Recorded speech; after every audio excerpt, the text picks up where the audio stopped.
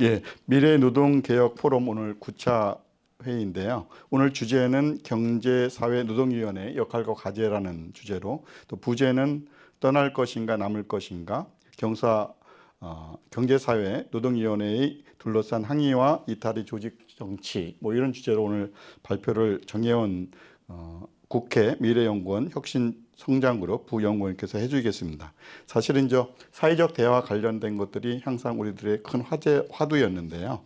지난 정부인 문재인 정부일 때 사회적 대화에 대한 평가들은 분분할 수 있는데, 어떤 분은 실패했다라고 얘기도 하고 하는데, 또 새로운 윤석열 정부가 들어서서도 역시 사회적 대화의 필요성을 느끼면서도 또 그에 기반해서 경제사회노동위원회가 계속 활동을 하고 있는 것 같습니다. 그래서 그간의 경제사회노동위원회의 역할과 과제, 이것을 한번 재평가할 그런 시기가 아닌가라는 그런 데에서 이 분야에서 꾸준히 연구를 해오신 우리 정혜원 박사님을 모시고 이런 시간을 갖게 되었습니다. 그래서 지금 사회적 대화의 큰 주축적인 역할을 하고 있는 대통령 직속 경제사회노동위원회의 역할과 과제에 대해서 오늘 논의를 하는 그런 과정을 갖도록 하겠습니다. 안녕하세요. 소개받은 국회 미래연구원에서 일하고 있는 정혜윤이라고 합니다. 네, 오늘 자유기업원에서 이런 귀중한 자리 불러주셔서 감사드리고요. 또 관계된 다 전문가분들 앞에서 좀 발제를 하려니까 약간 긴장되는데요. 이거는 저희가 사실 작년에 저희 국회 미래연구원에서 경사노위뿐만 아니라 노동정치가 이루어지는 장에 대해서 좀 연구를 해보자 해서 환경노동위원회랑 경사노위랑 그 다음에 지역노동 일자리 케이스로 광주형 일자리에서 3개의 케이스를 가지고 좀 연구를 진행했었습니다. 그래서 환경노동위원회나 경제사회노동위원회 같은 경우에는 이렇게 좀 방대한 아카이브를 구축을 했었거든요. 그래서 오늘 보신 자료 같은 경우에는 경제사회노동위원회에 그 98년부터 2021년 그 10월까지의 참여했던 위원들의 정보와 그 다음에 회의체 정보들을 다 이렇게 아카이빙을 해서 그 정보를 토대로 좀 내용을 만들었고, 그걸 작년까지는 그래서 노사정 공익위원이 누구인지 회의체는 뭐가 있었는지를 파악하는 데 했었다면, 좀 그걸 토대로 전 스토리를 올해 좀 만들어 보려고 했던 것이 이제 오늘 발표드리는 내용이고요. 그런 맥락이 있었다는 걸 좀 말씀드리고요. 사실 경사노위에 대한 이야기를 할 때 항상 이렇게 좀 민감한 주제이고 또 사람마다 이렇게 격한 논란이 오가는 것 같아요. 제가 이 브리프를 이렇게 그 외부 평가위원한테 내보냈을 때, 이렇게 평가가 왔을 때도 한마디로 이렇게 아주 자르는 말로 이건 이런 이야기는 의미가 없다, 이렇게 딱 평가가 오기도 했었어요. 그래서 역시 이건 되게 격한 의견이 되게 다른 주제구나라는 생각을 한번 하기도 했었는데요. 근데 한편 저희가 이제 이 연구를 하는 게 의미가 있구나라고 가치를 느낀 거는, 경제사회노동위원회라는 것이 노사정위원회, 이게 이 좋든 싫든 나쁘든 가치가 있든 없든 간에 벌써 세월이 굉장히 오래되었고, 그 자체만으로도 이제 좀 분석의 가치가 있다라는 생각이 들어서 한번 해볼 필요가 있다라는 생각이 들었고요. 이걸 좀 이야기를 하면, 이게 지금 우리가 기대했던 한국의 어떤 꿈꿔왔던 노동정치, 한국형 코퍼레티즘이라는 것들이 어떤 모습으로 지금 진화해 왔는가, 어떻게 그림을 그릴 수 있을까에 대한 이야기를 좀 할 수 있지 않을까 생각했습니다. 그래서 방금 말씀드렸듯이 연구 방법이나 분석 자료들은 작년에 이제 아카이빙했던 자료들을 토대로 했고, 또 하나 이론적 틀은 엘버트 허쉬만의 그 항의, 이탈, 충성, 이런 개념들을 좀 활용을 했습니다. 그래서 자세한 것들은 이미 읽어보셨을 거라서 좀 생략하고 넘어가겠습니다만, 중요한 것은 이 조직이라는 것이 어떻게 성장할 것이냐 아니면 퇴보할 것이냐라고 얘기했을 때, 보통 완전 경쟁 시장이라면 그 조직이라는 것이 그냥 상품을 구매하지 않으면 이렇게 이탈을 해버리면, 그 조직은 상품 구매하지 않으면 끝나버리지만 그게 아니라 독점적인 시장이거나 과점적인 시장일 경우에는 그것으로 끝나지 않는다. 오히려 이탈하거나 항의하는 방식들이 그 조직을 진화시키는 방법에 대해서 내용들이 나오고 있는데 이거를 좀 경사노위라는 조직의 그 구성원들을 토대로 분석을 해보면 재미있는 이야기가 나올 수 있지 않을까 생각했습니다. 그래서 이미 뒤에서 확인을 하셨겠지만 좀 한국노총과 사용자 단체들은 항의와 이탈이라는 방식을 사용해서 그럼에도 불구하고 떠나지 않는 어떤 좀 일종의 충성파 구성원이 아닐까라는 생각을 했고, 그 다음에 민주노총 같은 경우에는 떠나지는 않지만 어떻게든 이탈을 통해서 자기의 요구를 충족시키고 있는 또 하나의 중요한 경사노위를 떠받치고 있는, 아니면 어떻게든 운영하게 있는, 퇴보하지 않게 만드는 또 하나의 행위자로서 구성되어 있고, 또 하나 중요한 구성원은 정부위원과 공익위원이라는 이 두 토대가 이 경사노위가 굴러가게 하는데 중요한 충성파 구성원으로 운영되고 있지 않을까라는 이러한 틀을 토대서 분석하는 것이 이 내용의 중심 분석 틀이었다라고 말씀드릴 수 있겠습니다. 먼저 저희가 분석한 정보를 이제 간단하게 정보를 말씀드리면요, 페이지 4에 표 1이 있는데요. 지난 23년간 운영된 회의체 숫자는 한 130개 정도 됐었고요.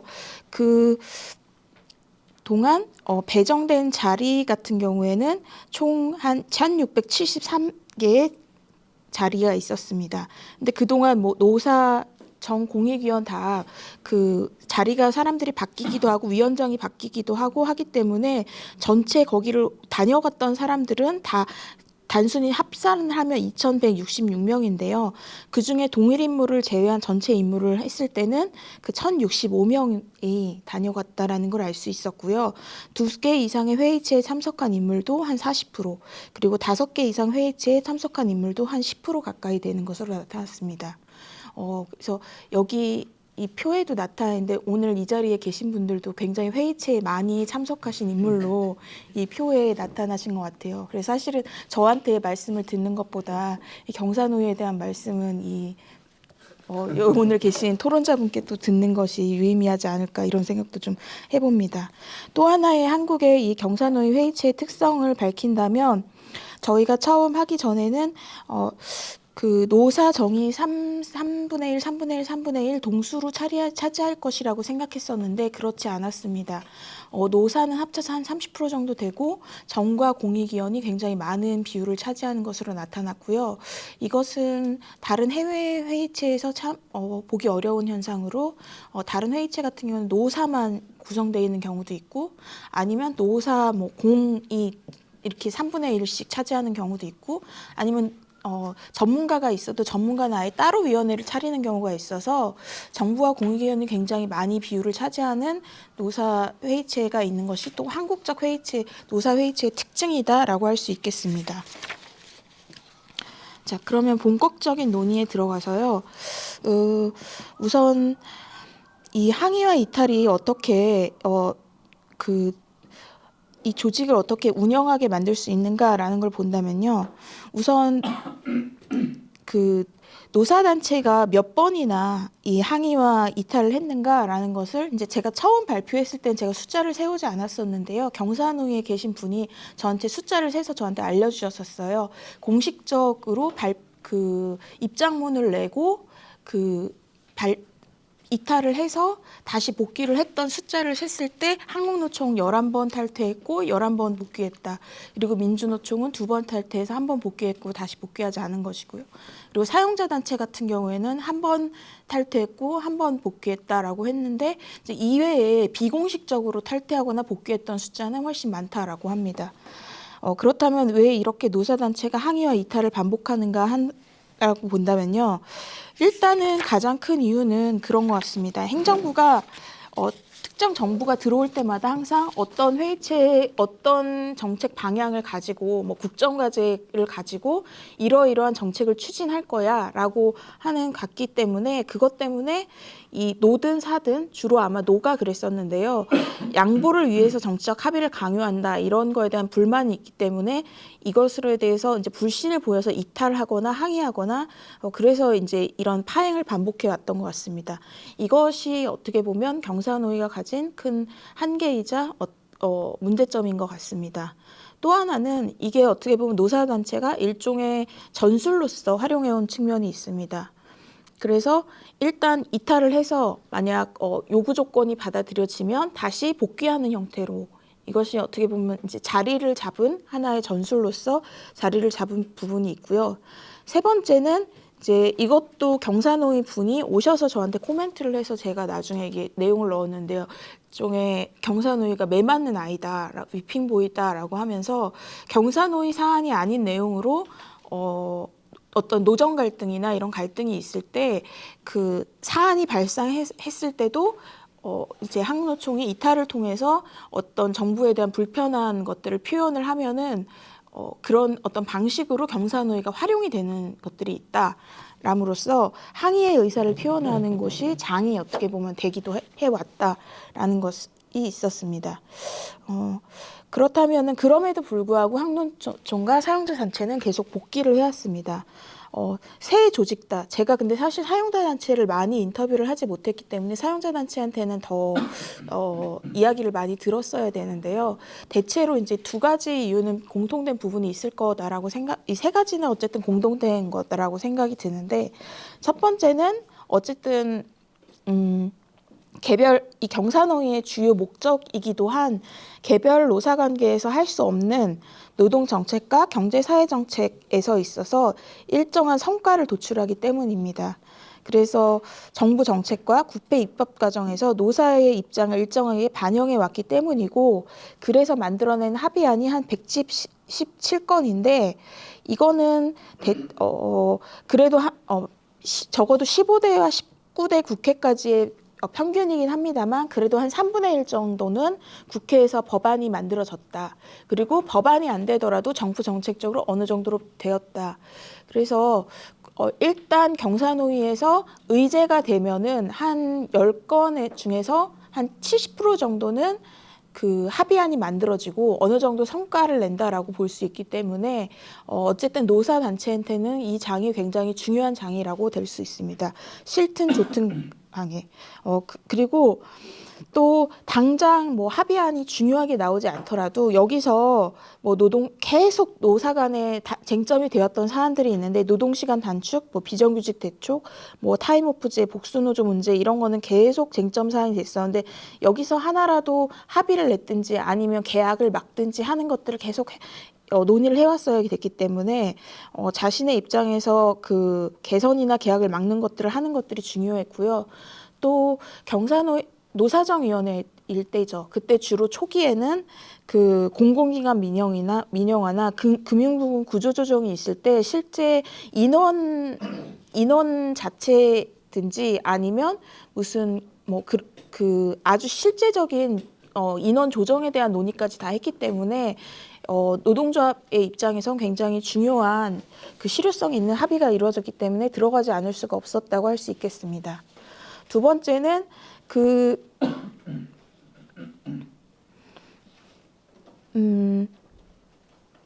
앞에 얘기도 앞에 얘기가 같은 건데요.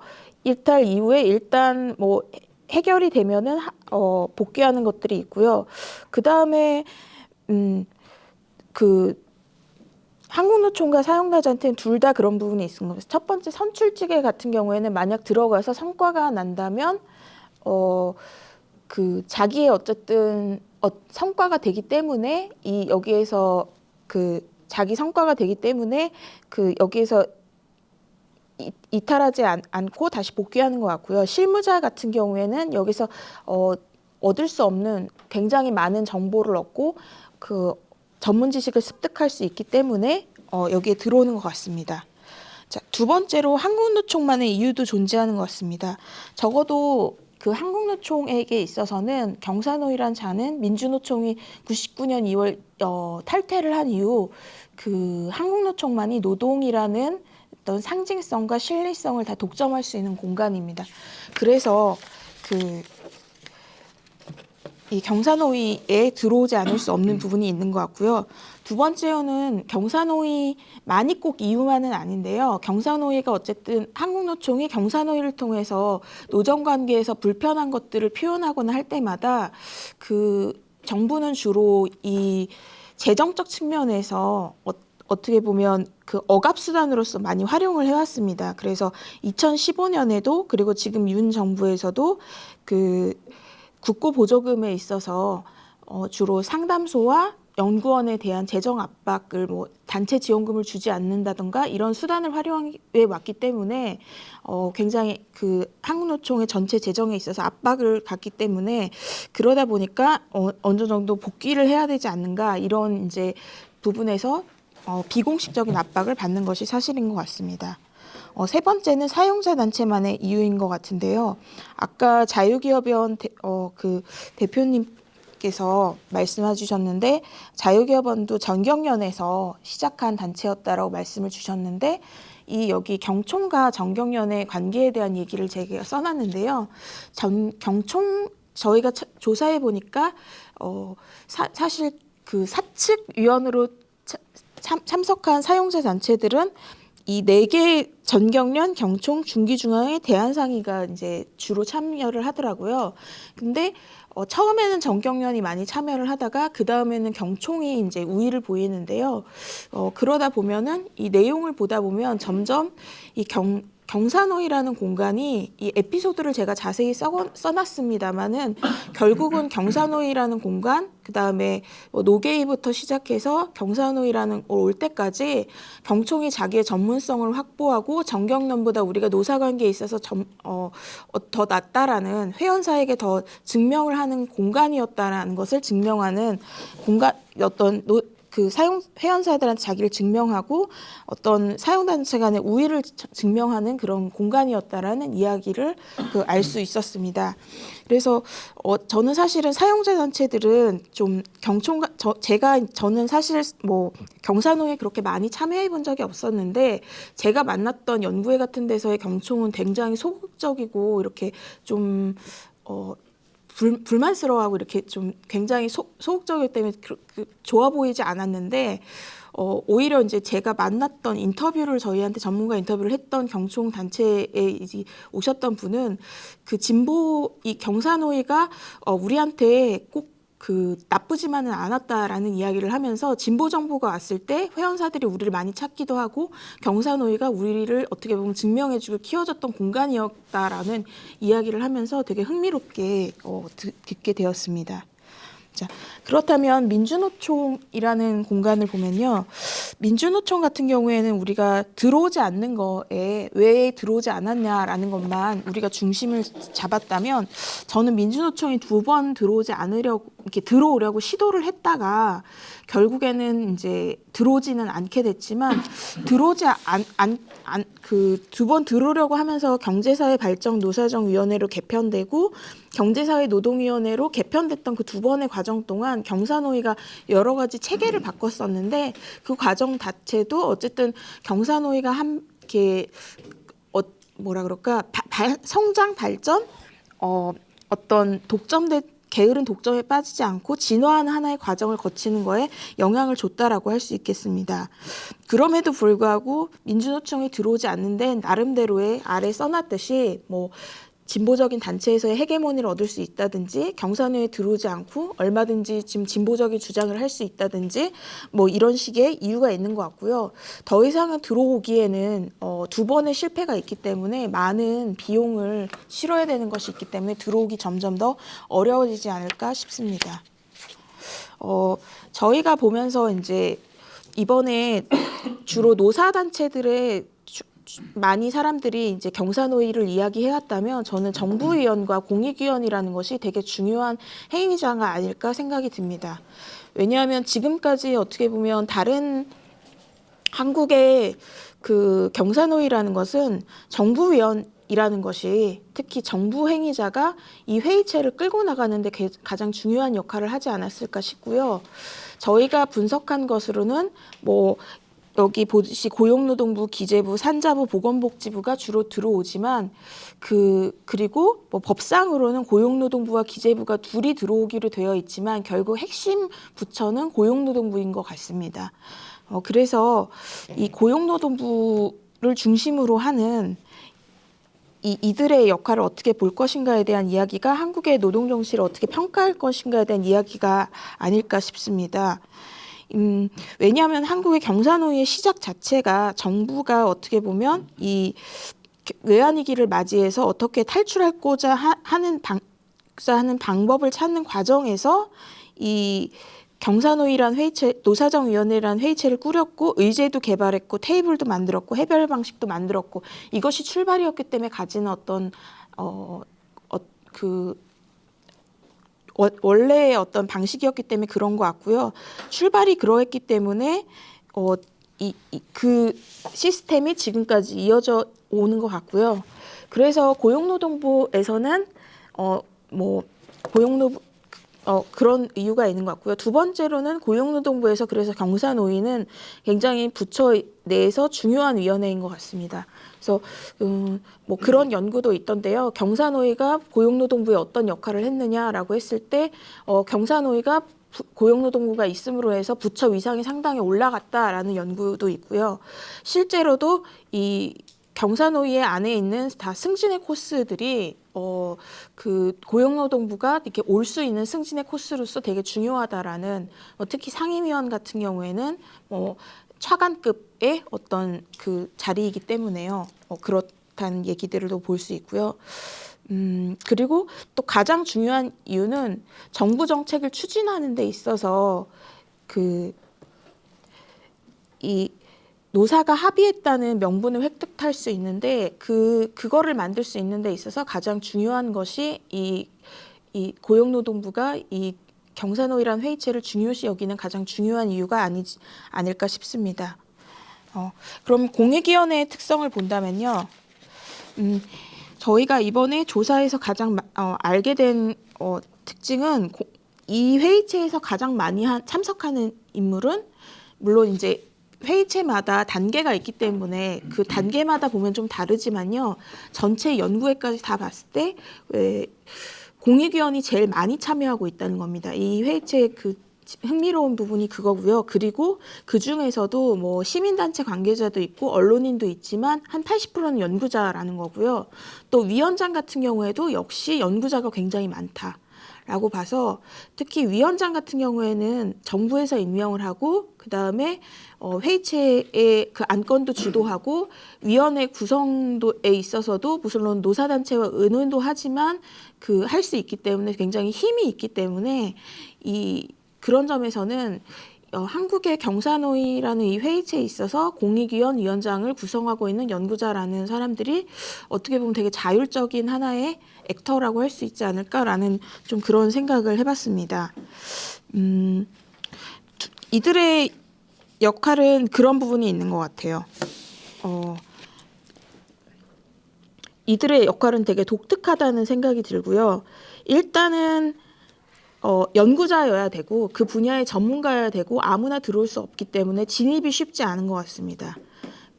그렇지만 이 사람들은 상대적으로 이제 개인의 자격으로 오기 때문에 뭐 항의와 이탈을 해야 된다든지 이런 식으로 그런 것들은 많이 할 필요는 없고요. 또 뭐 여기에 성과가 어떻든 간에 뭐 조직의 책임을 지고 오지 않기 때문에 상대적으로 그 책임에 있어서는 좀 자유로울 수 있습니다.